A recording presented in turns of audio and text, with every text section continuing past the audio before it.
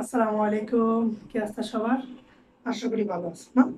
আচ্ছা, আমরা পরিপাক এবং শোষণের ৬ টা এপিসোড শেষ করলাম। আজকে আমাদের এপিসোড নাম্বার বা লেকচার নাম্বার ৭।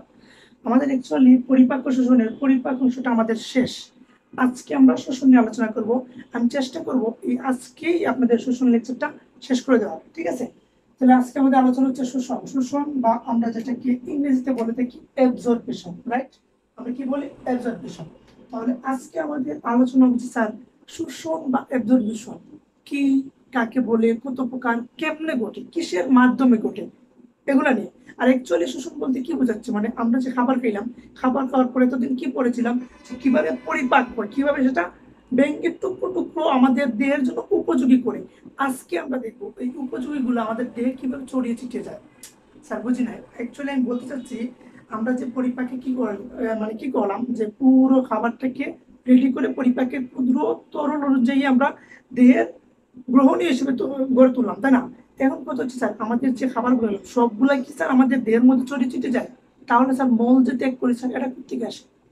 মানে আজকে আমরা দেখবো এই খাবারটা থেকে যেগুলো আমাদের দেহের জন্য প্রয়োজন সেগুলো আমাদের দেহটা কিভাবে শোষণ করে। আর অ্যাকচুয়ালি এই জিনিসটা শোষণ করে কে, কোন অর্গানটা এই খাবারগুলো শোষণ করে। ঠিক আছে, তাহলে শুরু করি আমরা। শোষণ ফার্স্টে আমাদেরকে যেটা জানতে হবে শোষণের সংজ্ঞা। ঠিক আছে, সংজ্ঞা খুবই সহজ, খুবই সহজ। জাস্ট একটা ওয়ার্ড মনে রাখবা, দেখো যে প্রক্রিয়ায় পরিপাকৃত খাদ্যসার আন্তরিক এপিথেলিয়ামের মাধ্যমে রক্তনালী ও লসিকায় প্রবেশ করে।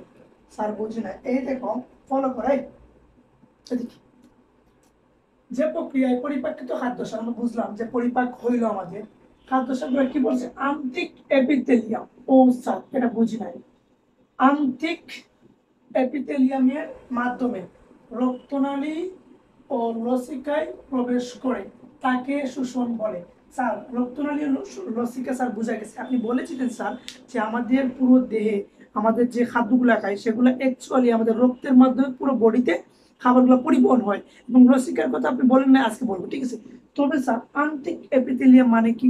ওই মনে আছে না, মনে আছে না ক্ষুদ্রান্তে যখন আমরা পড়েছিলাম, আমরা কি বলেছিলাম? এপিথেলিয়াম। বাকস্তরে যখন পড়ছিলাম তখন কি বলছিলাম? এপিথেলিয়াম বলতে একটা কোষ, ছোট ছোট কোষ বুঝেছিলাম না? ওই কোষগুলোর মাধ্যমেই অ্যাকচুয়ালি হচ্ছে আমাদের দেহে খাদ্য শোষণ হয়। স্যার কি বললেন স্যার, কিছুই বুঝি না। আচ্ছা ঠিক আছে, বোঝার দরকার নেই, আসা আমরা শোষণ পড়ি। স্যার ও স্যার সত্যি বলতে কি স্যার, শোষণ শব্দটা দেখলেই স্যার আমাদের স্যার অনেক কিছুই মনে হয়, কে কাকে শোষণ করছে, কিভাবে করছে। আর আপনারা বলেন না স্যার, কেন স্যার আমরা একে অপরকে স্যার শোষণ করি না স্যার, আমরা একে অপরকে ভালোবাসি স্যার, আমরা একে অপরের প্রতি এশক মহব্বত প্যার লাভ পেরেছ স্যার, আমরা একে অপরের সাথে বন্ধুত্ব গড়ে তুলি স্যার, কেন স্যার আমরা একে অপরকে শোষণ করতে যাব? তাই না? শোনো, এই যে শোষণটা বলো না তোমরা, প্রেম ভালোবাসার নামে যে শোষণটা বলো না, এটা কিন্তু আসলে উচিত না। কারণ আল্লাহ কিন্তু ৩ ধরনের সম্পর্ককে পছন্দ করেন না। নাম্বার ১, বিয়ের আগের যে প্রেম ভালোবাসা, সেটা আল্লাহ পছন্দ করেন না। নাম্বার ২, আমরা যে যুবক যুবতী তারা নিজেদের মধ্যে যে বন্ধুত্ব করে, সেটাও কিন্তু আল্লাহ পছন্দ করেন না। নাম্বার ৩, পাতানো ভাই বোন, আমরা বলি না ওকে আমি ভাই বানাইছি, ওকে আমি বোন বানাইছি, এটা কিন্তু আল্লাহ কিন্তু পছন্দ করেন না। এই যে ৩টা জিনিস বললাম, এই ৩টা জিনিস আমরা বুঝেও বুঝি না বা না বুঝার ভান করে থাকি। আবার অনেকে তো প্রশ্ন, অনেকে আমাদেরকে প্রশ্ন করে বসে, আসলে ভালো থাকার জন্য কিছু মানুষের সঙ্গ দরকার। শুনো শুনো, এই শুনো, ভালো থাকার জন্য একান্তই প্রয়োজন আল্লাহর রহমত, মানুষের সঙ্গ নয়। বুঝতে পারছো? আচ্ছা ঠিক আছে, যাক আসলে আমরা যে দিক দিয়ে কথা বলছিলাম, শোষণ কি? শোষণের সংজ্ঞা বললাম যে প্রক্রিয়ায় খাদ্যসার পরিপাকিত খাদ্যসার আন্তরিক এপিথেলিয়ামের মাধ্যমে রক্তনালীর রশ্মিতে প্রবেশ করে তাকে আমরা শোষণ বলি। আমরা শোষণ সম্পর্কে ডিটেলস পড়বো, একটু জানো। এই শোষণটা মেইনলি ২টা প্রকার হয়। শোষণ কয় প্রকার হয় স্যার? ২ প্রকার হয়। নাম্বার, এই শোষণটা কয় প্রকারে হয়? ২ প্রকারে হয়। লিখলাম আমরা, শোষণটা হচ্ছে ২ প্রকারে হয়। শোষণ ২ প্রকার। নাম্বার 1, সক্রিয় শোষণ। সক্রিয় শোষণ। নাম্বার ২, নিষ্ক্রিয় শোষণ। নিষ্ক্রিয় শোষণ। সক্রিয় শোষণ মানে এক কথায় বোঝাচ্ছি স্বশরীরে যে শোষণ, ঠিক আছে, যেটাতে শক্তির প্রয়োজন হয়, এনার্জির প্রয়োজন হয়।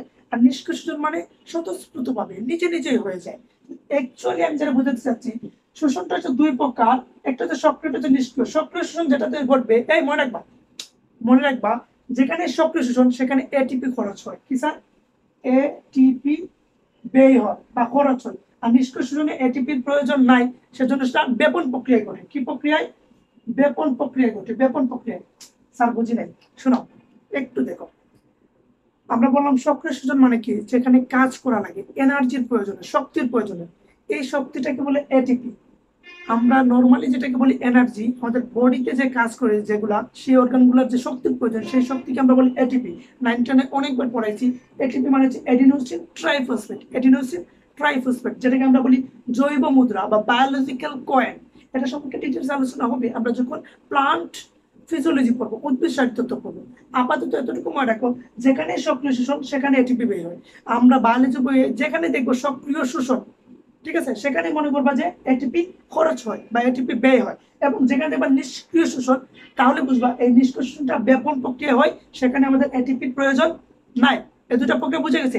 এবার কথা হচ্ছে স্যার, আমরা যে শোষণটা করবো স্যার, আমাদের দেহে কি কি শোষণ ঘটে? অ্যাকচুয়ালি আমরা কয়টা খাবার খাই? টোটাল 6টা, মনে আছে না? নাম্বার 1, আমরা শর্করা খাই, আমিষ খাই, চর্বি খাই। এছাড়া আমরা কি খাই? পানি খাই, ভিটামিন খাই, খনিজ লবণ খাই। এই তিনটা তো আমাদের এই পরিপাকের প্রয়োজন হয় না, বাট শোষণের তো প্রয়োজন হয়। আমরা এই তিনটাও আজকে দেখবো। আপাতত আপনি মনে রাখেন যে শোষণ হচ্ছে দুই প্রকার, একটা সক্রিয় যেটা এটিপি খরচ হয়, যেটা নিষ্ক্রিয় যেটা ব্যাপন প্রক্রিয়ায় সম্পন্ন হয়। এবার আসো আমরা অ্যাকচুয়ালি শোষণ কিভাবে এটা বুঝলাম। এবং করতে স্যার শোষণটা কোন অর্গানের মাধ্যমে ঘটে? স্যার বলছি আন্তিক এপিথেলিয়াম, রাইট? এবং স্যার আন্তিক এপিথেলিয়াম মানে কি? আচ্ছা ফলো করো, একটু ফলো করো।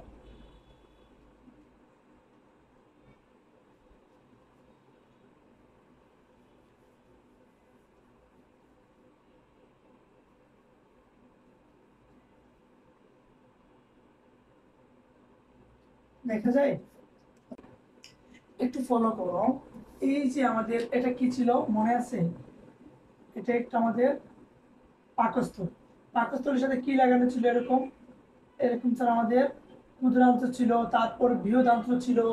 আর এই ক্ষুদ্রান্ত এবং বৃহদান্ত্র দুটোকে হচ্ছে আমরা কি বলি? আন্ত্রিক গ্রন্থি। মনে আছে না? আর আমরা অ্যাকচুয়ালি এটা কেন পড়তে যাচ্ছি? আমরা সংজ্ঞার মধ্যে পাইলাম যে আন্ত্রিক এপিথেলিয়ামের মাধ্যমে। কিসের মাধ্যমে? আন্ত্রিক এপিথেলিয়ামের মাধ্যমে। তার মানে অবশ্যই শোষণটা আন্ত্রিক গ্রন্থির সাথে বা আন্ত্রিক তন্ত্রের সাথে সম্পৃক্ত। আর আন্ত্রিক তন্ত্রের সাথে সম্পৃক্ত মানে কি? হয় সেটা ক্ষুদ্রান্ত না হয় বৃহদান্ত্র, এই দুইটার মধ্যে একটা সাথেই তো শোষণ সম্পৃক্ত, তাই না? তাহলে আসো আমরা দেখি। এতটুকু ছিল আমাদের পাকস্থলী, রাইট? এখান থেকে আমাদের শুরু হইলো আন্ত্রিক এবং আন্ত্রিক গ্রন্থিটা, অর্থাৎ আমাদের ক্ষুদ্রান্ত এবং বৃহদান্ত্র। এই যে ক্ষুদ্রান্ত, ধরো এই ক্ষুদ্রান্ত এই অংশটা আমরা একটু কেটে আনি। এই অংশটা একটু কেটে আমরা জুম করবো। কি করবো স্যার? এই দেখো এদিকে, এই যে এই অংশটা আমরা একটু জুম করবো। আমরা পাকস্থলীর নিচে যে ক্ষুদ্রান্ত অংশ আছে না, যেখান থেকে শুনেছি ক্ষুদ্রান্ত একটা অংশ আমরা একটু জুম করে দেখবো। এই অংশটা ধরো আমরা কেটে আনছি, তাহলে জুম করলাম কেমনে? এই যে আমরা এটাকে একটু এরকম জুম করলাম। জুম করার পর আমরা দেখতে পাবো অ্যাকচুয়ালি এভাবে মসৃণ না, যেভাবে আমরা চিত্র দেখতে পাচ্ছি খুবই সুন্দর করে টান সমান ইকুয়াল এরকম থাকে না অ্যাকচুয়ালি। এটা আসলে তাকে কিভাবে স্যার? অ্যাকচুয়ালি তাকে সেটা খাঁচ কাটা, বিলাইয়ের মতো খাঁচ কাটা। স্যার বুঝি না, এই দেখো অ্যাকচুয়ালি সেটা তাকে এরকম, এইরকম। কিছু কি বুঝো নাই? এই যে এরকম তাকে খাঁচ কাটা। এই পিকচার কি ক্লিয়ার দেখা যায়? পিকচার কি ক্লিয়ার দেখা যায়? হ্যাঁ দেখা যাচ্ছে। অ্যাকচুয়ালি পুরোটা এরকম থাকে স্যার। তাহলে আমরা কি খালি চোখে দেখা যায় না? এটা খুবই ছোট, ভালো করে দেখলে লক্ষ্য করে যায়, অথবা আমরা যে মাইক্রোস্কোপ দিয়ে দেখি তাহলে আরো ভালো দেখা যাবে। অ্যাকচুয়ালি আমাদের ক্ষুদ্রান্ত বৃহদান্ত গুলো এইভাবে খাঁচ কাটা থাকে, খুবই ছোট। এই যে খাঁচ কাটা আছে না, এই যে এই অংশটা, এই যে এই এক একটাকে বলে বিলাই, মাইক্রো বিলাই। কি বলে স্যার? মাইক্রো বিলাই, মাইক্রো বিলাই। তাহলে বুঝা গেছে স্যার, আমরা জানি স্যার মাইক্রো বিলাই যে বলে, হ্যাঁ 19 পরে আসছো। তাহলে বুঝা গেছে এই এক একটাই কি বলে? মাইক্রো বিলাই। এই মাইক্রো বিলাই আমাদের টোটাল বডিতে প্রায় 50 লক্ষেরও অধিক আছে। কতটা স্যার? 50 লক্ষ প্লাস। তাহলে এই মাইক্রো বিলাই আমাদের বডিতে টোটাল কতটা আছে? প্রায় 50 লক্ষ প্লাস। যদি এরকম না দিয়ে এমসিকিউ অনেক সময় আপনাদেরকে একটু পেঁচানোর জন্য সারা কি করে, যে এবার সংখ্যা দিয়ে লিখে রাখে 50 লক্ষ। একটু কষ্ট করে মনে রাখবা, যেহেতু মাইক্রোবিলাই খুব ছোট অনেকগুলো থাকে, 50 লক্ষ মানে কি? ফার্স্টে 50 লিখবা, তারপর 5টা শূন্য দিবা, ঠিক আছে? ফার্স্টে 50 লিখবা, তারপর 5টা শূন্য দিবা, তাহলে 50 লক্ষের চেয়ে বেশি থাকে। তাহলে এই অংশটার নাম কি? মাইক্রোবিলাই। এই মাইক্রোবিলাইয়ের মাধ্যমে মূলত আমাদের খাদ্যগুলা শোষণ ঘটে। এবার কি বুঝতে পারছো কিভাবে ঘটে? তাহলে ঠিক আছে, আমরা দেখি কিভাবে খাদ্য শোষণ ঘটে। তাহলে আরেকটু ফলো, আর একটু ফলো করো। এই যে মাইক্রোবিলাই, এটাকে যদি আমরা একটু জুম করি, এই মাইক্রোবিলাইটাকে যদি আমরা একটু জুম করি, মাইক্রোবিলাইটা দিয়ে আমাদের খাদ্য শোষণ হয়, তাহলে এটাকে আমরা একটু ভালো করে দেখতে, আমরা কিভাবে শোষণ হয় এটাকে যদি আমরা একটু জুম করি, জাস্ট একটাকে আমরা জুম করি, তাহলে কিভাবে আসে? এটা এভাবে আসে না? ভালো করে দেখো তো, এভাবে আসে না? একটাকে আমরা জুম করলাম এভাবে, রাইট? এখন দেখো, এই মাইক্রোবিলাইয়ের মধ্যে আমরা যখন জুম করি আরো কিছু জিনিস দেখতে পাই। যেমন এই মাইক্রোবিলাইয়ের উপরে এরকম চারকোনা কিছু স্তম্ভকার কোষ দেখা যায়, তবে চারকোনা স্তম্ভকার কিছু কোষ দেখা যায়, ঠিক আছে? এই যে ফার্স্টে আমরা কি দেখলাম? মসৃণ, এটাকে জুম করে দেখলাম এভাবে খাঁজ কাটা, যেটা আমরা বললাম মাইক্রোবিলাই, প্রায় 50 লক্ষের বেশি থাকে আমাদের বডিতে। এবং এটাকে যদি আমরা একটু জুম করি, তাহলে দেখা যায় এই মাইক্রোবিলের উপরে আরো কিছু কিছু ছোট ছোট স্তম্ভাকার কোষ থাকে, যেগুলোকে আমরা বলি এপিথেলিয়াম, ঠিক আছে? এবার আসছে ওই যে আন্তরিক, বলছি না, আন্তরিক এপিথেলিয়ামের মাধ্যমে, এটা হচ্ছে মূলত এপিথেলিয়াম কোষ। এটা কি স্যার? হচ্ছে এপিথেলিয়াম কোষ, এপিথেলিয়াম কোষ। কত স্যার? এটা তো এপিথেলিয়াম কোষে বুঝলাম স্যার, এপিথেলিয়াম কোষ। এটা দেখতে কিরকম? দেখো স্তম্ভ আকার না স্তম্ভ লিখতে পারো যে এটা হচ্ছে স্তম্ভাকার, স্তম্ভাকার। তাহলে কি বুঝলাম? এই পুরো মাইক্রোবিলের উপর সুন্দর সুন্দর করে স্তম্ভাকার কিছু এপিথেলিয়াম কোষ থাকে। আর এই এপিথেলিয়াম কোষের ভিতরে কিছু প্রোটিন পাওয়া যায়। কি পাওয়া যায় স্যার? এগুলোর ভিতরে কিছু প্রোটিন থাকে। এগুলোর ভিতরে কি থাকে? প্রোটিন পাওয়া যায়, প্রোটিন। ওকে, তাহলে কি বুঝলেন আপনি? আমরা যখনই দেখলাম যে একটা বিলাইকে জুম করলাম, তার উপরে কিছু কোষ পেলাম, যেগুলো হচ্ছে স্তম্ভকার এপিথেলিয়াম কোষ, এবং এই কোষের ভিতরে কিছু প্রোটিন থাকে আগে থেকে, ঠিক আছে? এটা আল্লাহ প্রদত্ত। এবার এর ভিতরে যদি আমরা লক্ষ্য করি, তাহলে একটু ফলো করবা, এই ভিতরে আমাদের রক্তনালী চলাচল আছে। ভিতরে কি আছে? আমাদের রক্তনালী চলাচল আছে। এই ধরো, এটা হচ্ছে আমাদের রক্ত নালী। ওকে, কারণ আমরা কি বলেছি প্রশ্নে, এই সংজ্ঞাতে কি বলেছিলাম? যে আমাদের এই আন্তরিক এপিথেলিয়ামের মাধ্যমে রক্তনালী ও লসিকায় খাদ্য শোষণ। তাহলে রক্তনালী লাগবে না আমাদের। এই যে এটা বুঝলাম, আন্তরিক গ্রন্থের মধ্যে একটা এপিথেলিয়াম কেমনে পেলাম? এই যেগুলো পেলাম, এছাড়া আমরা বলছিলাম লসিকা এবং রক্তনালী। তাহলে এটা হচ্ছে আমাদের রক্তনালী। এর ভিতরে আরেকটা সেল থাকে বা আরেকটা নালী থাকে, যেটাকে আমরা বলি লসিকা। এর ভিতরে কি থাকে? যে এভাবে থাকে লসিকা, ঠিক আছে? লসিকার এভাবে ছড়িয়ে ছিটিয়ে থাকে।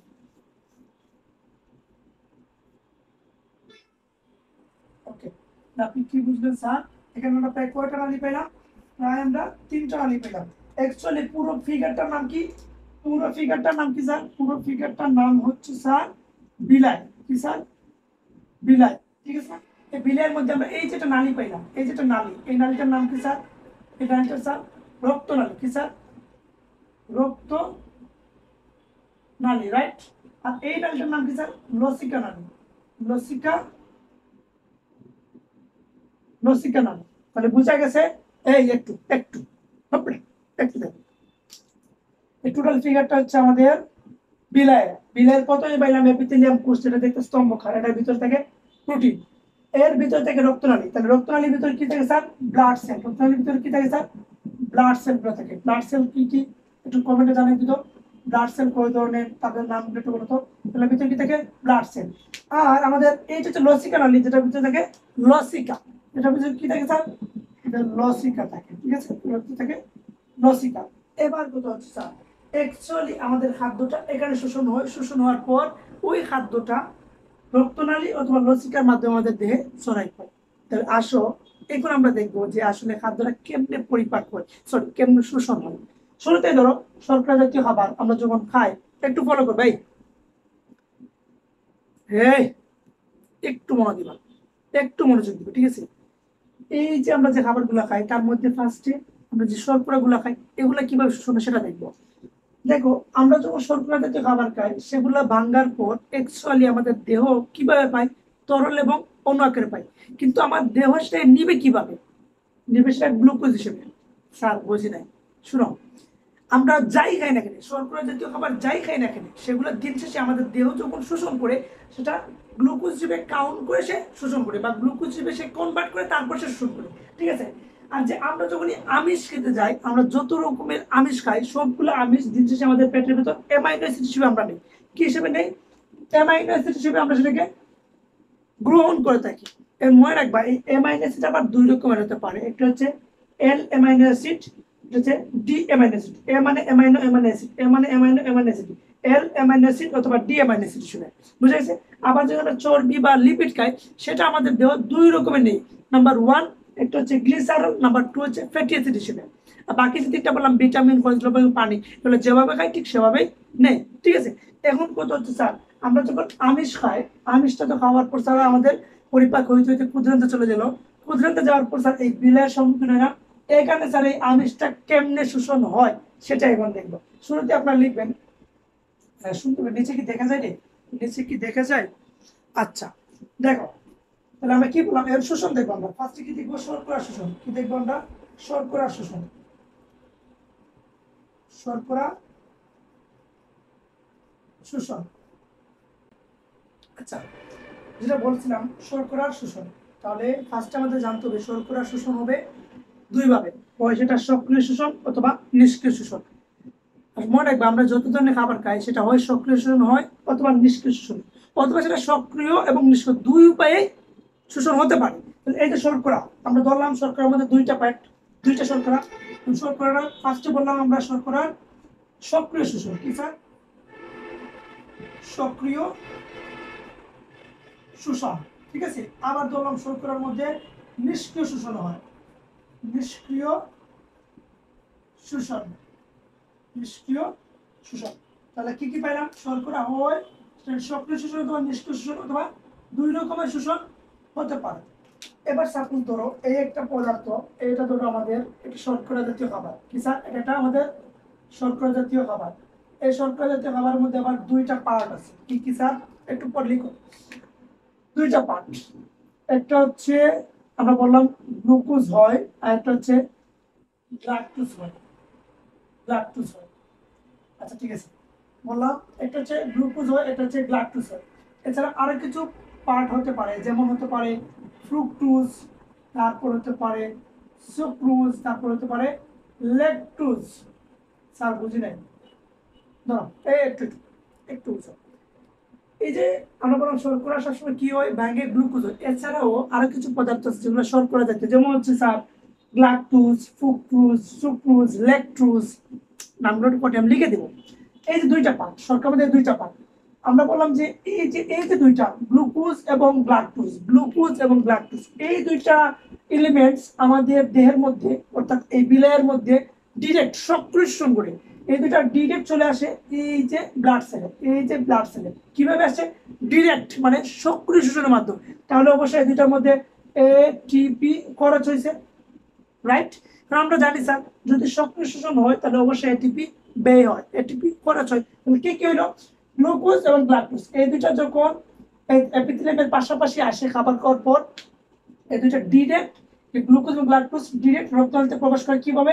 সক্রিয় শোষণের মাধ্যমে, যেটা এটিপি খরচ হয়। তাহলে আমরা এখানে সুন্দর করে লিখতে পারি সক্রিয় শোষণ হয় গ্লুকোজ এবং গ্লাকটোজ। গ্লুকোজ এবং গ্লাকটোজ আমরা লিখলাম যে গ্লুকোজ, গ্লুকোজ, তারপর বললাম গ্লাকটোজ,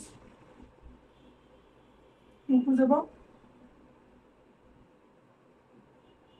গ্লাকটোজ, ঠিক আছে?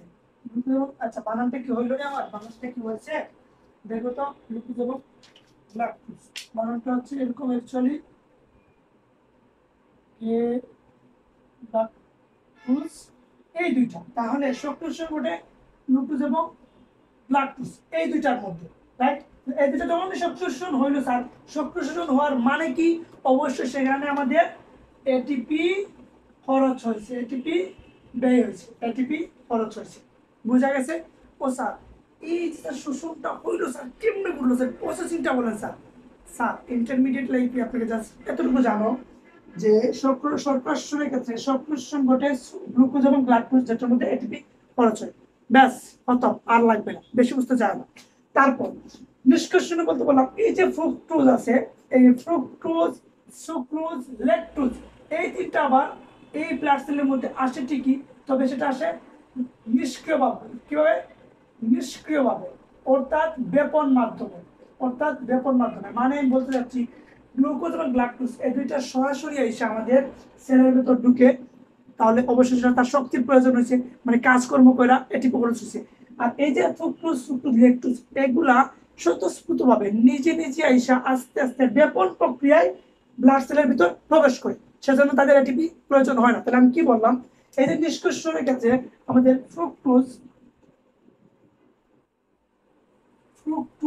তারপর সুক্রোজ, এরপর আমরা বললাম ল্যাকটোজ, এই যে ল্যাকটোজ, এই যে তিনটা হচ্ছে বেপন প্রক্রিয়ায় নিষ্ক্রিয় মাধ্যম। এগুলো কি নিষ্ক্রিয় মাধ্যম? তাহলে নিষ্ক্রিয় মাধ্যম কি? সেগুলো বেপন প্রক্রিয়ায় শোষণ হয়। আর যখনই বেপন প্রক্রিয়া শোষণ হয় সেখানে আমাদের এটিপির প্রয়োজন নাই, অর্থাৎ এটিপি খরচ হয় না। পাশে নোট করে রাখতে পারে যে এটিপির প্রয়োজন নাই, এটিপি নিডলেস, এটিপি নিডলেস মানে এটিপির প্রয়োজন আমাদের এখানে নাই। আর এখানে এটিপি অবশ্যই খরচ হয়। তাহলে বুঝা গেল শর্করা আসলে অ্যাকচুয়ালি কিভাবে ঘটে। সামারাইজ করে এদিকে আমরা জানি দুইটা মাধ্যমে শর্করা শোষণ হয়। নাম্বার এক, এটা হচ্ছে সংশ্লেষণ এবং নিষ্কাশন। সংশ্লেষণ হয় দুইটা, এটা হচ্ছে গ্লুকোজ, এটা হচ্ছে গ্লাকটোজ। এটা যেহেতু সংশ্লেষণ হয় অবশেষে এটিপি খরচ হয়। আর আমরা বললাম নিষ্কাশনের ক্ষেত্রে ফ্রুক্টোজ, সুক্রোজ, ল্যাকটোজ এই তিনটা বেপন প্রক্রিয়ার মাধ্যমে হয়, সেজন্য আমাদের এটিপি প্রয়োজন হয় না, অর্থাৎ এটিপি আমাদের এখানে নিডলেস, আমাদের খরচ হয় না। এবারে সব যদি শর্করা স্যার এভাবে যদি হয়ে যায় তাহলে আমরা দেখি যে আমিষটা অ্যাকচুয়ালি কিভাবে আমাদের দেহে শোষণ হয়। মনে রাখবা, একটু ফলো করো। আমিষ শোষণের ক্ষেত্রে একটু যদি মনে রাখো, আমিষ, এই যে আমরা লিখলাম আমিষ, আমিষ বা প্রোটিন না, আমিষ বা প্রোটিন, আমিষ শোষণ। আমিষ শোষণের ক্ষেত্রে আমিষের মধ্যে কয়টা পার্ট স্যার? দুইটা পার্ট। একটা হচ্ছে স্যার এল অ্যামাইনো অ্যাসিড, আর এটা কি স্যার ডি অ্যামাইনো অ্যাসিড। মানে আমরা বললাম আমরা যত রকমের আমিষ খাই না কেন দিন শেষে সেটা অ্যামাইনো অ্যাসিড হিসেবে আমার দেহ প্রবেশ করে। আর অ্যামাইনো অ্যাসিডের মধ্যে আবার দুইটা পার্ট, এটা হচ্ছে এল অ্যামাইনো অ্যাসিড, এটা হচ্ছে ডি অ্যামাইনো অ্যাসিড। এবার আসো, এই যে এল অ্যামাইনো অ্যাসিড আর ডি অ্যামাইনো অ্যাসিড যখনই সেটা এল অ্যামাইনো অ্যাসিডে রূপান্তর হয়, ওই এল অ্যামাইনো অ্যাসিডটা আস্তে করে আমাদের এসব ব্লাড সেলে প্রবেশ করে। কোথায় স্যার? ব্লাড সেলে, রক্তনালীতে। দেখো লসিকা নালীতে না, কিন্তু রক্তনালীতে প্রবেশ করে। যখন এল অ্যামাইনো অ্যাসিড রক্তনালীতে প্রবেশ করে তখন সে তার এনার্জির প্রয়োজন হয়, তার এটিপি করছে। তাহলে এটা কি ঘটলো? এটা হলো সক্রিয় শোষণ। সক্রিয় শোষণ যেখানে তার এটিপি খরচ হলো। তাহলে আমরা এখানে সুন্দর করে লিখিত আমিষ শোষণ আমরা লিখলাম এখানে আমিষ শোষণ। ঠিক আছে, আমিষ শোষণ। আমিষ শর্করা শোষণের ক্ষেত্রে কি হইলো? আমিষ শর্করা শোষণ কি হইলো? এল অ্যামাইনো অ্যাসিড। তাহলে এখানে হচ্ছে এল অ্যামাইনো অ্যাসিড, এই দুইটা কি হয়? এই যে এল অ্যামাইনো অ্যাসিড গুলা সংশ্লেষণ করে, তাহলে অবশ্যই সেখানে এটিপির খরচ হয়, এটিপি আমাদের প্রয়োজন। আর যে ডি অ্যামাইনো অ্যাসিড আছে না, এই ডি অ্যামাইনো অ্যাসিডটা এমনি বেপন আকারে গিয়ে প্রবেশ করে। তাহলে এখানে কি হচ্ছে? বেপন আকারে। যদি সে বেপন আকারে যায় তাহলে তার কি এটিপি প্রয়োজন আছে রে? এটিপি কি প্রয়োজন আছে রে? এটিপি প্রয়োজন নাই। তাহলে আমরা কি লিখলাম? নিষ্ক্রিয় শোষণের ক্ষেত্রে এইখানে মূলত নিষ্ক্রিয় শোষণের ক্ষেত্রে আমাদের ডি অ্যামাইনো অ্যাসিডটা শোষণ হয়, যেটাতে আমরা বললাম বেপন প্রক্রিয়ায়। তাহলে তার এখানে এটিপি নিডলেস। কথা কি ক্লিয়ার নাকি ভেজাল আছে? একটু দেখুন কি বললাম। আমিষটা হচ্ছে দুইটা, একটা হচ্ছে L amino acid, D amino acid. L amino acid যেটা, ওইটা আমাদের দেহ সংশ্লেষণ ঘটে, অর্থাৎ এটিপির প্রয়োজন হয়। আর যে ডি যেটা আছে না, ডি অ্যামাইনো অ্যাসিড, এটা বেপন প্রক্রিয়া স্বতঃস্ফূর্তভাবে নিজে ভাবে প্রবেশ করে, সেজন্য সেখানে আমাদের এটিপির প্রয়োজন হয় না। বুঝা গেছে কিভাবে এই স্নেহটা পরিপাক ঘটে, সরি শোষণটা ঘটে? বুঝা গেছে? ঠিক আছে। এবার আচ্ছা আমরা দেখলাম যে শর্করা অ্যাকচুয়ালি আমাদের কিভাবে দেহে প্রবেশ করে, আমিষটা কিভাবে। এবার হচ্ছে চর্বি বা লিপিড, এটা কিভাবে আমাদের দেহটা শোষণ করে। আচ্ছা আমরা কোন পাশে দেই? এই পাশে আমরা লিখি, ঠিক আছে। এই পাশে আমরা লিখি এবার আসো আমাদের চর্বিটা কিভাবে, আচ্ছা চর্বি বা লিপিড, চর্বি বা লিপিড, তাই না? এই লিপিডটা শোষণ কিভাবে ঘটে? আচ্ছা লিপিড আমরা এখানে লিখি লিপিড শোষণ, কি লিখলাম আমরা? লিপিড শোষণ, লিপিড শোষণ। ওকে, মজার কাহিনী যে এই লিপিড বলতে আমরা তো বললাম যে লিপিডটা যখন আমাদের দেহে যায় তখন আমরা দুইটা পার্টে পেয়ে থাকি। কি কি স্যার? একটা হচ্ছে গ্লিসারল, একটা হচ্ছে গ্লিসারল, আর একটা হচ্ছে ফ্যাটি অ্যাসিড। কি স্যার? ফ্যাটি অ্যাসিড, এই দুইটা, তাই না? মজার কাহিনী হচ্ছে এই দুইটা ফার্স্টে এই যে এখানে আসে পড়ে, কি পড়ে? এখানে এসে পড়ে। আচ্ছা বলতো এখানে কি পাওয়া যায়? এখানে কি পাওয়া যায় বলতো? স্যার এখানে তো অলরেডি আমরা জানি প্রোটিন থাকে। কি স্যার? প্রোটিন থাকে, শুরুতেই বলছিলাম তাই না? তাহলে এই যে স্তম্ভকার যে এপিথেলিয়াম কোষ, এগুলোর মধ্যে কি থাকে স্যার? প্রোটিন থাকে। আর এগুলা কি স্যার? গ্লিসারল ফ্যাটি অ্যাসিড, দুটো মিলে কি লিপিড। যখনই এই লিপিডটা এই প্রোটিনের ভিতরে প্রবেশ করে, ধরো এই যে লিপিডটা, এই লিপিডটা এখানে আসার পর এখানে প্রবেশ করলো, প্রবেশ করার পরে যে লিপিড আর প্রোটিন একত্র হয়ে গেল না? কি বললো স্যার? এখানে কি হইলো? অ্যাকচুয়ালি ঘটনা ঘটলো যে আমরা সংক্ষেপে লিখতাম, এখানে কি আছে? প্রোটিন, আর তার সাথে যুক্ত হলো এসে লিপিড, এই দুইটা মিলে তখন হয়ে যায় লিপোপ্রোটিন। কি হয়ে যায়? লিপোপ্রোটিন, লিপোপ্রোটিন কি করছে? লিপোপ্রোটিন। আর এই যে লিপোপ্রোটিন সেটাকে আমরা লিপোপ্রোটিন বলি না, আমরা সেটাকে বলে থাকি কাইলোমাইক্রন। সেটাকে আমরা কি বলে থাকি? কাইলোমাইক্রন, কাইলোমাইক্রন,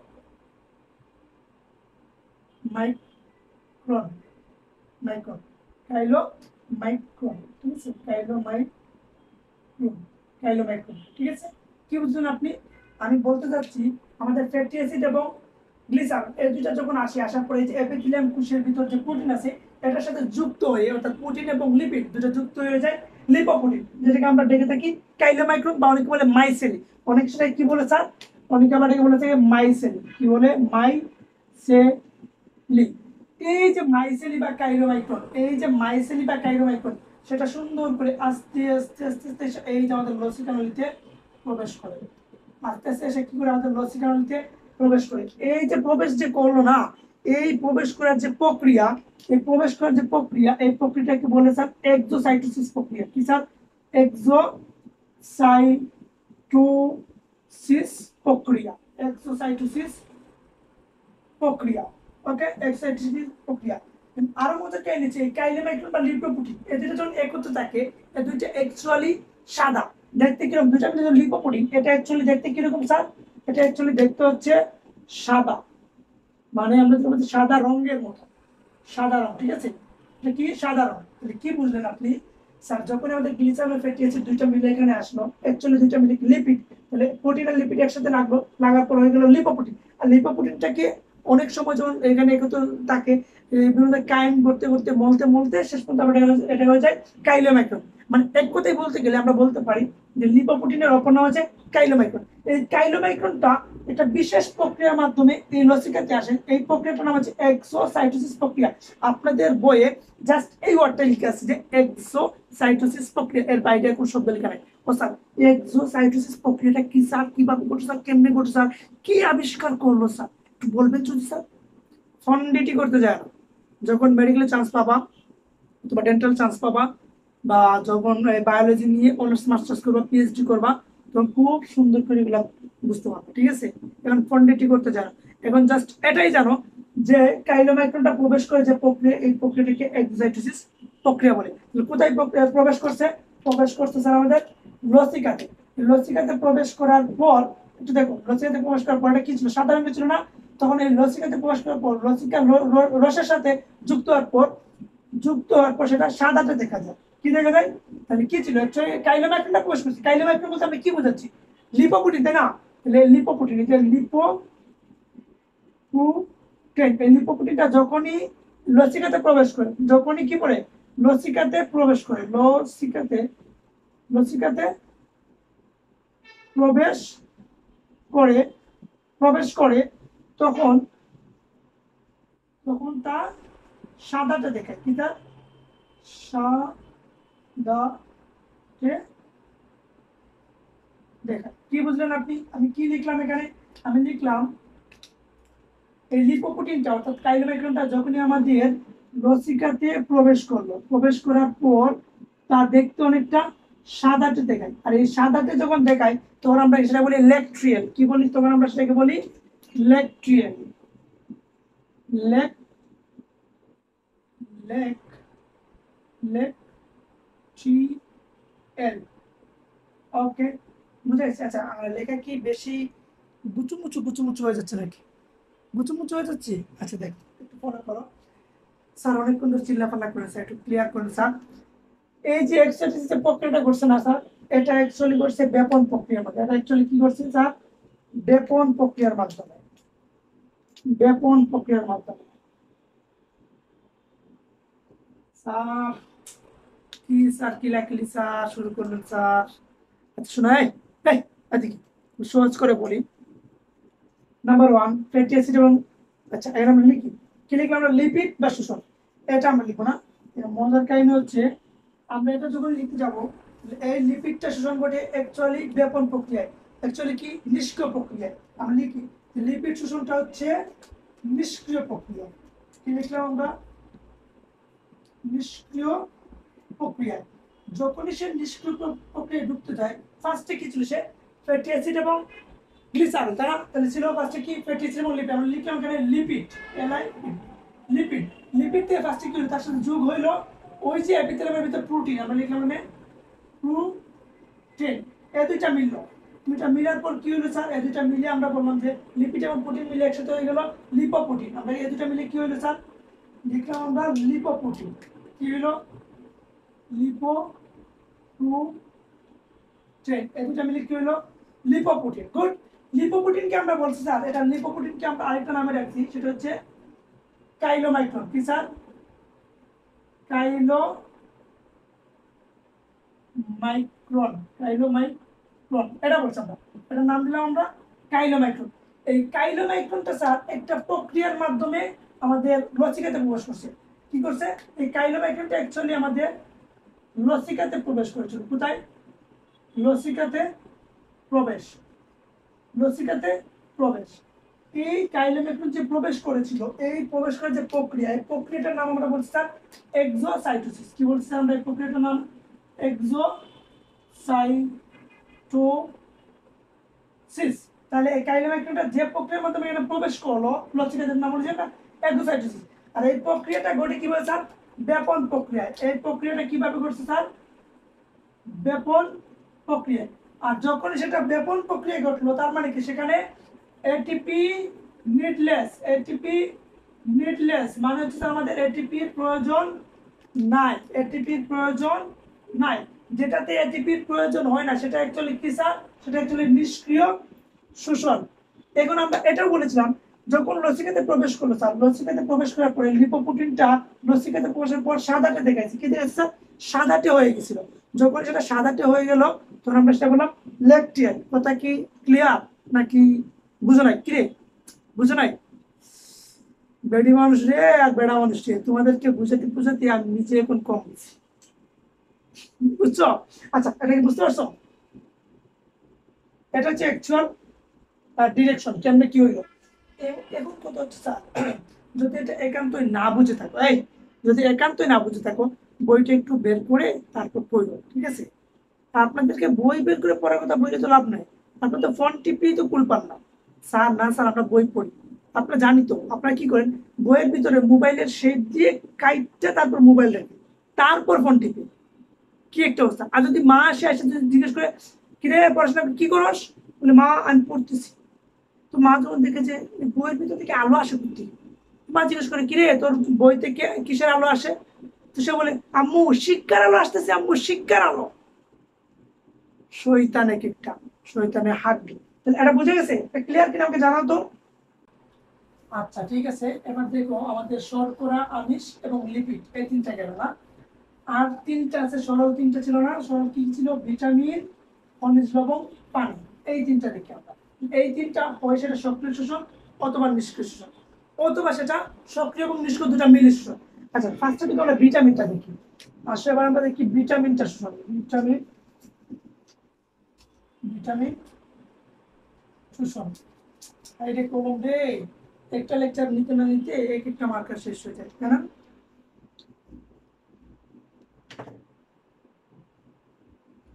ওকে, আপনাদের জন্য নতুন মার্কার নিয়ে এসেছি। ভিটামিন শোষণ, তাহলে ফার্স্টে জানতে হবে স্যার ভিটামিন কয়টা বা কতটি আছে, কি কি।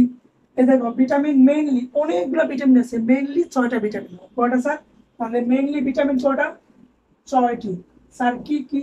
Vitamin A, vitamin B, vitamin C, vitamin D, vitamin K, আর কে স্যার? Vitamin E, right?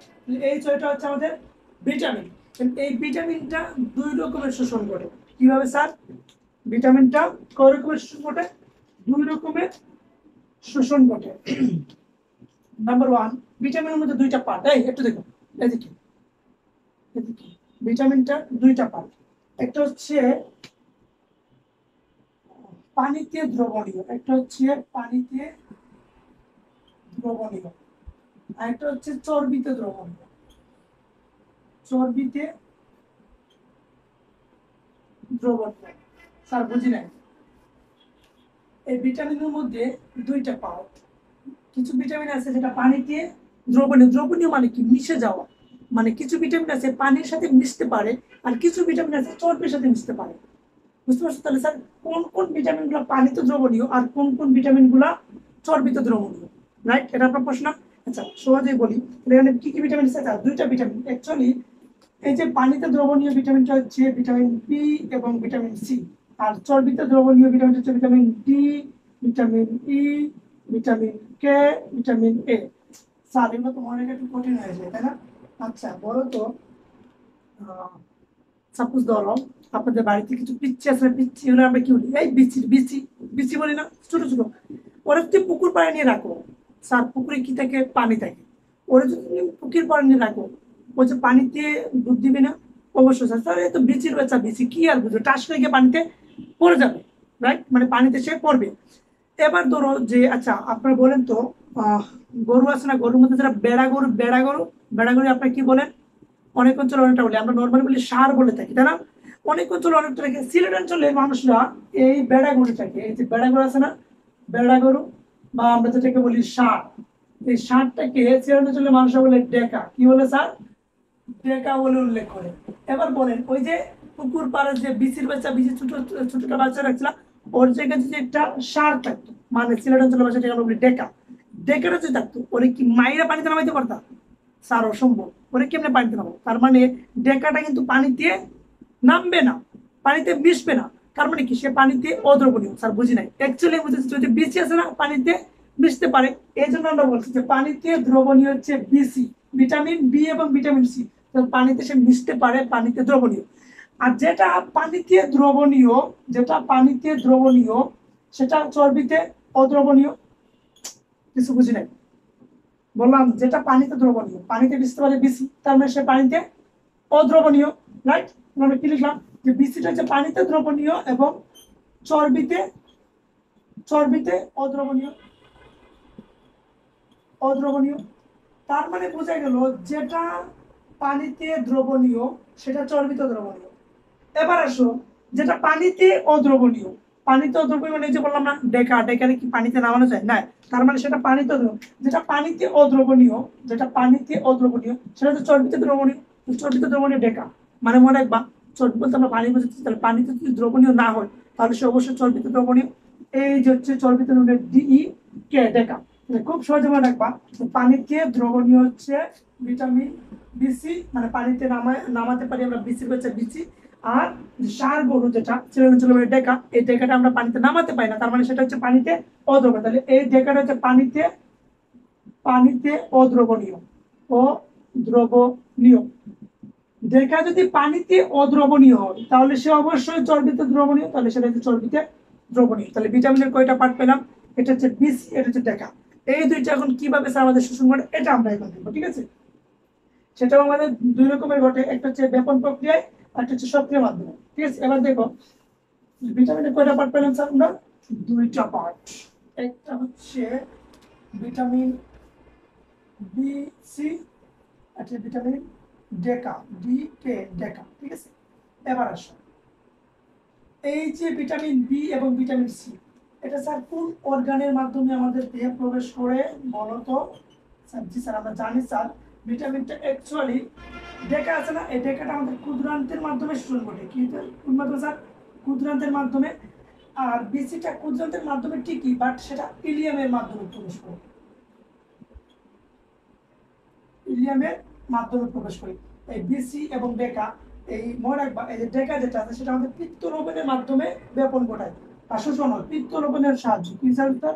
পিত্ত লবণের সহায়তায় শোষণ ঘটে। আর ইলিয়ামের মাধ্যমে যে বিসি সেটা হচ্ছে ব্যাপনের মাধ্যমে, ডিরেক্ট ব্যাপন। আবার অনেক সময় সেটা সক্রিয় মাধ্যমেও হতে পারে। কিভাবে হতে পারে? সক্রিয় মাধ্যমেও সেটা হতে পারে। তাহলে আপনি কি বুঝলেন স্যার? আমরা বললাম ভিটামিনটা আমরা যখন শোষণ করি সেটা দুইটা পার্টে হয়, এটা হচ্ছে ভিটামিন বি এবং ভিটামিন সি, আর হচ্ছে vitamin D, vitamin E, vitamin K, vitamin A. তাহলে কি কি বুঝলাম? Vitamin B C, vitamin D, K. Vitamin B C যেটা, সেটা আমাদের ক্ষুদ্রান্তের মধ্যে যে ইলিয়াম পার্ট আছে না, তো ইলিয়াম পার্টের মাধ্যমে সেটা হয় ব্যাপন অথবা সক্রিয়, যে কোনো একটা মাধ্যমে তার সে পরিস্থিতি বুঝে সে ব্যবস্থা নিয়ে ওইভাবে শোষণ ঘটে। সেম ভাবে এই ডেকা বা ডিই কে, এই ভিটামিনগুলো আমাদের ক্ষুদ্রান্তের মাধ্যমে শোষণ হয়। তো ক্ষুদ্রান্তের মাধ্যমে তাদের সাথে পিত্ত লবণের একটা সহযোগিতা লাগে, সেই সহযোগিতার মাধ্যমে সেটা শোষণ করে। তাহলে বোঝা গেল ভিটামিন কেমনে শোষিত হয়। এবার আসো পানি কেমনে শোষিত, আমরা একটু দেখি। তো পানি, পানি দেখি কিভাবে শোষিত হয়। পানি বা H2O যেটা আমরা বলি পানি, এই পানিটা আসলে খুব সহজ। একটা ডিরেক্ট আমাদের ক্ষুদ্রান্তে চলে যায়, আর ক্ষুদ্রান্ত থেকে এই পানিটা অবিশ্রবণ মাধ্যমে আমাদের দেহে ছড়িয়ে পড়ে। কিভাবে স্যার? অবিশ্রবণ মাধ্যমে আমাদের দেহে ছড়িয়ে পড়ে। স্যার আপনারা বললেন স্যার সেটা সক্রিয় শোষণ অথবা স্যার নিষ্ক্রিয় শোষণ, তাই না? নিষ্ক্রিয় শোষণের মধ্যে কি স্যার? ব্যাপন। ব্যাপন আর অবিশ্রবণ, এটার প্রক্রিয়া সেম। একটা হচ্ছে উচ্চতর থেকে নিম্নতর, হচ্ছে নিম্ন থেকে উচ্চতর। স্যার প্রক্রিয়া সেম, তাই না? একটু এক্সেপশনাল হিসেবে মনে রাখবা যে পানিটা আমাদের অবিশ্রবণ প্রক্রিয়ার মাধ্যমে দেহে শোষণ ঘটে। আর কি বাকি স্যার? আরেকটা বাকি স্যার আমাদের খনিজ লবণ, তাই না? খনিজ লবণ হচ্ছে কি বুঝলা? সর্বশেষ হচ্ছে খনিজ লবণ। যে খনিজ লবণ, খনিজ লবণটা আমাদের এই ক্ষুদ্রান্তেই শোষণ ঘটে, সেটা হচ্ছে সক্রিয় শোষণ। কিভাবে স্যার? সক্রিয় শোষণ, সক্রিয় শোষণ। বোঝা গেছে? এই মোটামুটি 6টা প্রক্রিয়া। তাহলে কি বললাম? শর্করা আমরা দেখলাম কিভাবে করে সক্রিয় এবং নিষ্ক্রিয় দুই মাধ্যমে ঘটে। তারপর আমরা দেখলাম আমিষটাও সক্রিয় নিষ্ক্রিয় দুই মাধ্যমে ঘটে। ফ্যাটি বা লিপিড যেটা, সেটা জাস্ট ব্যাপন প্রক্রিয়ার মাধ্যমে ঘটে। বিশাল একটা লম্বা সিকোয়েন্স দেখালাম প্রক্রিয়া ঘটে। তারপর আমরা বললাম ভিটামিনটা কিভাবে ঘটে। ভিটামিনটাও একটা ব্যাপন, একটা সক্রিয়, একটা পিত্ত লবণের সহযোগিতায়। আর সর্বশেষ আমরা বললাম পানি এবং খনিজ লবণ দুটাই ক্ষুদ্রান্তের মাধ্যমে, তবে পানিটা অবিশ্রবণের মাধ্যমে শোষিত হয়, আর খনিজ লবণটা সক্রিয় শোষণের মাধ্যমে আমাদের দেহে শোষণ হয়ে থাকে। রাইট? ওকে। আচ্ছা, এবার আসো আমরা এই শোষণ সম্পর্কে, এই যে এলো পাতায় অনেকক্ষণ ধরে আলোচনা করলাম না, হ জ বড় হলো স্যার কি কিলাকিলি করে চলে গেলেন। পুরো শোষণটাকে আমরা এক পেজে কভার করি, পরীক্ষাতে আসলে কিভাবে আপনি লিখবেন। এই পুরো শোষণটা অ্যাকচুয়ালি আমাদের শোষণ কি কি হয়? আমরা জানি শোষণ আমাদের শর্করা হয় শোষণ, আমিষ হয়, স্নেহ হয়, ভিটামিন হয়, পানি হয় এবং খনিজ হয়। পৃথিবীতে আমরা যাই খাই না কেন, দিন শেষে এই 6টা টাইপসের মধ্যেই সেটা পড়েছে। রাইট? শুরুতে আমরা বললাম যে কিভাবে শর্করা শোষণ হয়। এটা আমরা শুরু করলাম যে শর্করা। আমরা বললাম শর্করার মধ্যে দুইটা পার্ট হয় দিন শেষে, একটা হচ্ছে গ্লুকোজ এবং গ্লাকোজ, এই দুইটা মিলে। আর আরেকটা হচ্ছে স্যার সুক্রোজ, ফ্রুক্টোজ এবং ল্যাকটোজ। সুক্রোজ, ফ্রুক্টোজ এবং ল্যাকটোজ, এই গ্লুকোজ এবং গ্লাকটোজ, এই দুইটা সক্রিয় শোষণ ঘটে আমাদের দেহের মধ্যে, সেটা সক্রিয় শোষণ ঘটে, ফলে আমাদের এখানে এটিপির প্রয়োজন হয়। বুঝে গেল? তারপর বললাম সুক্রোজ, ফ্রুক্টোজ এবং ল্যাকটোজ, এই তিনটা নিষ্ক্রিয় শোষণ ঘটে, যেখানে আমরা বললাম আমাদের এটিপির কোনো প্রয়োজন নাই। ওকে। পরে বললাম স্যার আমরা আমিষ বা প্রোটিন, এটার মধ্যে স্যার আমরা বললাম সবসময় অ্যামাইনো অ্যাসিড হিসেবে আমাদের দেহে প্রবেশ করে। তাহলে অ্যামাইনো অ্যাসিডের মধ্যে আবার দুইটা পার্ট ছিল, একটা ছিল এল অ্যামাইনো অ্যাসিড, একটা ছিল ডি অ্যামাইনো অ্যাসিড। আমরা বললাম এল অ্যামাইনো অ্যাসিডটা সবসময় সক্রিয় শোষণ ঘটে, যার ফলে সেখানে এটিপির প্রয়োজন হয়। সেম কথা, ডি অ্যামাইনো অ্যাসিডটা আমাদের নিষ্ক্রিয় শোষণ ঘটে, যেখানে আমাদের এটিপির প্রয়োজন হয় না। কথা কি ক্লিয়ার? এবার আসো স্নেহ লিপিড, অথবা আমরা যেটাকে বলতে পারি চর্বি, তাই না?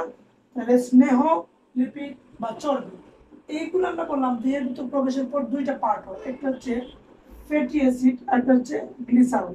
আমরা বললাম এই স্নেহ লিপিড বা চর্বি সেটা ফ্যাটি অ্যাসিড এবং গ্লিসারলরা ব্যাপন প্রক্রিয়ার মাধ্যমে আমাদের দেহে শোষণ ঘটে, ফলে আমাদের এখানে এটিপি প্রয়োজন নাই। ও স্যার এই স্নেহ বা লিপিড এটার মধ্যে আমরা লম্বা একটা প্যাটার্ন দেখিয়েছিলাম তাই না? ফার্স্টে ছিল প্রোটিন, তারপর সে ছিল লিপিড, আমরা এপিথেলিয়ামের ভিতর প্রোটিনের সাথে যুক্ত লিপোপ্রোটিন হইলো, লিপোপ্রোটিনটার আমরা নাম দিলাম কাইলোমাইক্রন। এই কাইলোমাইক্রনটা আমাদের লসিকাতে প্রবেশ করলো, লসিকাতে যখন প্রবেশ করলো সেই প্রক্রিয়াটার নাম ছিল এক্সোসাইটোসিস প্রক্রিয়া। যেই কিনা লসিকাতে প্রবেশ করলো তখন তাদেরকে দেখতে লাগলো সাদাটে, ফলে আমরা এটার নাম দিলাম ল্যাকটিয়েট তাই না? এগুলো লিখছিলাম না পুরো প্রক্রিয়া, আর এই পুরো প্রক্রিয়াটা করেছিল ব্যাপন মাধ্যমে। ওকে, তারপর আসলে আমরা দেখলাম ভিটামিন। ভিটামিনের দিকে আমরা বললাম যে ভিটামিনের মধ্যে দুইটা পার্ট হয়, ঠিক আছে, ভিটামিন বি এবং ভিটামিন সি। আরেকটা পড়েছে vitamin D, vitamin E, vitamin কে এবং ভিটামিন এ। এই ভিটামিন বি এবং সি এটা অ্যাকচুয়ালি আমাদের শোষণ ঘটে ক্ষুদ্রান্তের মধ্যে, কোথায় স্যার? ক্ষুদ্রান্তের মধ্যে। এবং সেটা যখন শোষণ ঘটে তখন সে পিত্ত লবণের সহযোগিতায় শোষণটা ঘটিয়ে থাকে। আবার এই যে ভিটামিন ডি, ই, কে, এই চারটা যখন শোষণ ঘটে সেগুলো অ্যাকচুয়ালি আমাদের ইলিয়ামে আসার পর শোষণটা ঘটে। সেই শোষণটা বেপনের মাধ্যমে হয়, আবার সক্রিয় মাধ্যমে হয়, মাঝে মধ্যে দুটো একত্র ঘটে থাকে। বুঝা গেল? আর সর্বশেষের যে দুইটা বললাম পানি এবং খনিজ লবণ, এই পানি এবং খনিজ লবণ, পানিটা ক্ষুদ্রান্তের মাধ্যমে শোষণ হয়, খনিজ লবণটাও ক্ষুদ্রান্তের মাধ্যমে শোষণ হয়, তবে পানিটা হয় অবিশ্রবণ মাধ্যমে আর খনিজ লবণটা হয় সক্রিয় শোষণের মাধ্যমে। এবার মনে হয় কিছুটা ক্লাসের মর্মার্থ বোঝা গেছে তাই না? সেজন্য আমি চাই না আর আপনাদেরকে জ্বালাতে, আজকের মধ্যে আমরা এখানেই ক্লাসটা রাখি তাই না? ওকে, তাহলে ক্লাস আজকের মধ্যে এখানেই শেষ। সোনার বাংলাদেশ যা আছে কপালে, দেখা হবে নেক্সট ক্লাসে। ওকে, মামলা ডিসমিস, আসামি খালাস। আল্লাহ হাফেজ।